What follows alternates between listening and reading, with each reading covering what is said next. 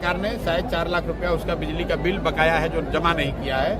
तो कहीं ना कहीं जब आप शुद्ध नियत से कोई काम करते हैं तो भगवान भी आपकी मदद करता है। तो ये ऊपर वाला हम लोग की एक तरह से मदद कर रहा है, क्योंकि जेपी का घर ये दिखा रहा है पूरे बिहार के लोगों को कि देखो तुम्हारी सरकार कितनी असंवेदनशील है कि जिस जेपी का नाम लेकर वो सत्ता में बैठे हुए हैं, अपने घरों में लाइट और एसी चला रहे हैं, उसी जेपी के घर का बिजली कटा हुआ है। ये सरकार का चरित्र को दिखाता है और कहीं ना कहीं आपको और हमको, हर बिहार के वासी को झकझोरने का भी काम करेगा कि ये इतनी असंवेदनशील सरकार है कि जेपी के घर में अंधेरा है फिर भी उन्हें पता भी नहीं है, उसके लिए उन्होंने कुछ किया भी नहीं। परिवर्तन के साथ यहाँ भी परिवर्तन होगा लगता है भाई, हम लोग बदलाव की बात कर रहे हैं और मैं ऐसा समझता हूँ कि बिहार में एक बहुत बड़ा जनमानस बदलाव चाहता है। बदलाव होगा कि नहीं होगा ये तो जनता के हाथ में है, जनता मालिक है। हम लोग का काम है कि जनता को जाकर बताएं, समझाएं, हाथ जोड़ें। अगर जनता जगती है, समझती है, नई व्यवस्था बनाती है तो उनके और उनके बच्चों की जिंदगी में बेहतरी होगी। अगर वो नहीं करेंगे तो आने वाले कम से कम 5 साल भी बिहार इसी गरीबी और बदहाली भ्रष्टाचार के कुचक्र में पड़ा रहेगा। 1 साल हो गया बिजली कटे हुए। इस घर में बिजली नहीं है? नहीं सर, बिजली नहीं कटा। 1 साल से बिजली कटा हुआ है? जी सर। बिल बाकी बा? सरकार बिल ना दिला तो बिजली बिल्कुल सर, कट गया है ना। तो जेपी के घर आज संग्रहालय दोनों में बिजली कटल बा जी। कितना दिन से? साल भर से। 1 साल हो गया सर। ये बिजली 4 लाख बिल हो जाने से कट गया है। भाई कोई अफसर, कोई पदाधिकारी संज्ञान ले ना आयल कोई के बात देखे कि इंचार्ज कौन है यहाँ? सर यहाँ पे है आलोक भी है।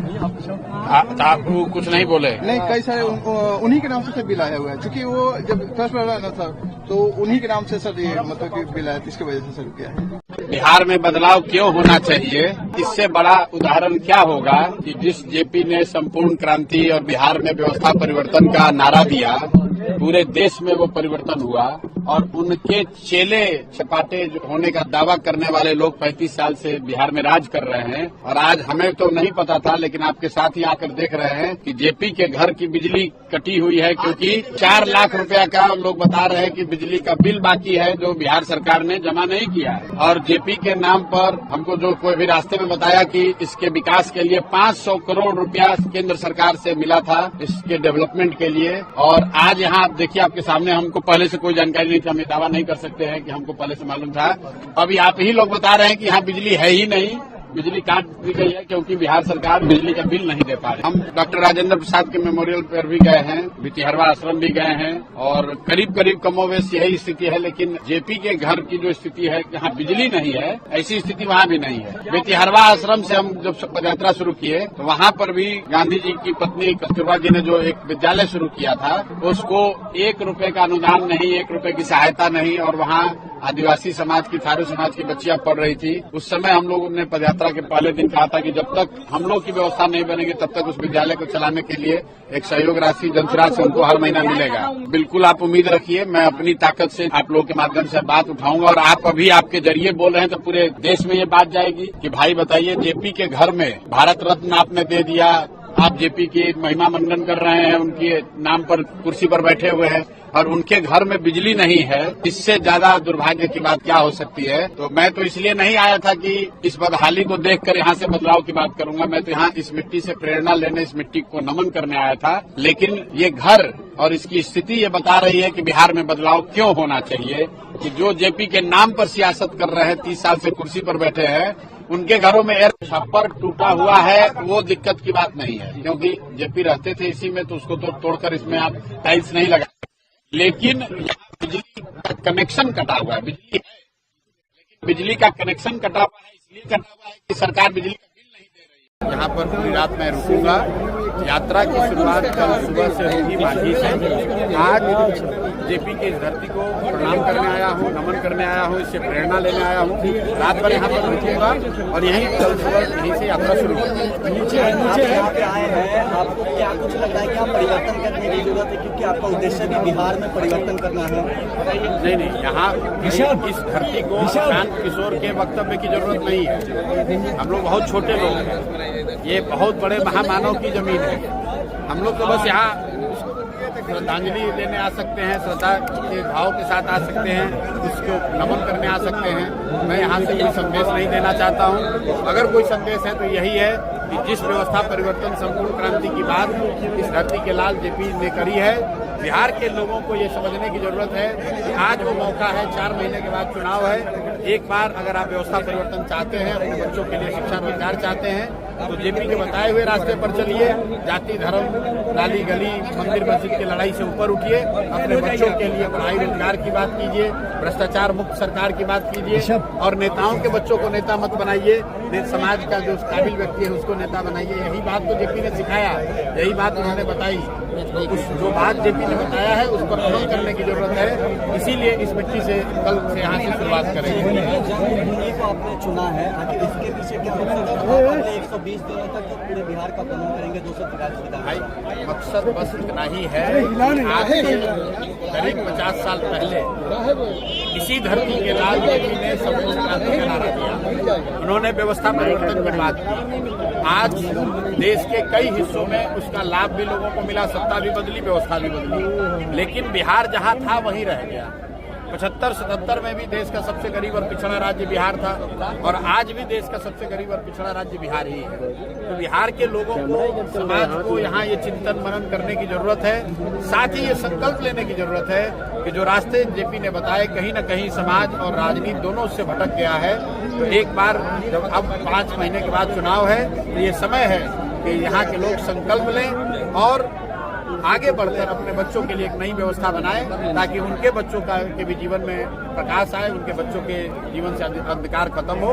यही संदेश यहाँ से देना चाहेंगे। जो जेपी का संदेश है, उस संदेश को दोहरा रहे हैं। लोगों के बच्चों के जीवन में प्रकाश लाना चाहते हैं, लेकिन जयप्रकाश जी के घर में पूरी तरह अंधेरा है। पिछले 1 साल से उदासीनता देखने को मिल रहा है। क्या होगा? भाई, मुझे ये पहले से पता नहीं था। मैं ये दावा नहीं कर सकता हूँ कि मुझे मालूम था। मुझे भी नहीं मालूम था, और शायद आप में से भी ज्यादातर लोगों को मालूम नहीं था। ये आने के बाद मुझे दिखा है, लोगों ने बताया है कि जेपी का जो अपना घर है, उस घर की बिजली इसलिए काट दी गई है क्योंकि बिहार सरकार ने शायद 4 लाख रुपया उसका बिजली का बिल बकाया है, जो जमा नहीं किया है। तो कहीं ना कहीं जब आप शुद्ध नियत से कोई काम करते हैं तो भगवान भी आपकी मदद करता है। तो ये ऊपर वाला हम लोग की एक तरह से मदद कर रहा है, क्योंकि जेपी का घर ये दिखा रहा है पूरे बिहार के लोगों को कि देखो तुम्हारी सरकार कितनी असंवेदनशील है, कि जिस जेपी का नाम लेकर वो सत्ता में बैठे हुए हैं, अपने घरों में लाइट और एसी चला रहे हैं, उसी जेपी के घर का बिजली कटा हुआ है। ये सरकार का चरित्र को दिखाता है, और कहीं ना कहीं आपको और हमको, हर बिहार के वासी को झकझोरने का भी काम करेगा कि ये इतनी असंवेदनशील सरकार है कि जेपी के घर में अंधेरा है, फिर भी उन्हें पता भी नहीं है, उसके लिए उन्होंने कुछ किया भी नहीं। परिवर्तन के साथ यहाँ भी परिवर्तन होगा, लगता है भाई। हम लोग बदलाव की बात कर रहे हैं, और मैं ऐसा समझता हूँ कि बिहार में एक बहुत बड़ा जनमानस बदलाव चाहता है। बदलाव होगा कि नहीं होगा, ये तो जनता के हाथ में है, जनता मालिक है। हम लोग का काम है कि जनता को जाकर बताएं, समझाएं, हाथ जोड़ें। अगर जनता जगती है, समझती है, नई व्यवस्था बनाती है, तो उनके और उनके बच्चों की जिंदगी में बेहतरी होगी। अगर वो नहीं करेंगे तो आने वाले कम से कम 5 साल भी बिहार इसी गरीबी और बदहाली, भ्रष्टाचार के चक्र में पड़ा रहेगा। 1 साल हो गया बिजली कटे हुए। इस घर में बिजली नहीं है? नहीं सर, बिजली नहीं कटा। 1 साल से बिजली कटा हुआ है? जी सर। बिल बाकी बा? सरकार बिल ना दिला तो बिजली बिल्कुल सर, कट गया है ना। तो जेपी के घर आज संग्रहालय दोनों में बिजली कटल बा जी। कितना दिन से? साल भर से। 1 साल हो गया सर। ये बिजली 4 लाख बिल हो जाने से कट गया है। आई कोई अफसर, कोई पदाधिकारी संज्ञान ले ना आयल हो? कोई के बात देखे के इंचार्ज कौन है यहाँ? सर यहाँ पे है, आलोक भी है। आप कुछ नहीं बोले? नहीं, कई सारे उन्हीं के नाम से बिल आया हुआ है, क्योंकि वो जब फर्स्ट वाला ना सर, तो उन्हीं के नाम से सर ये मतलब कि बिल आया, इसकी वजह से सर किया है। बिहार में बदलाव क्यों होना चाहिए?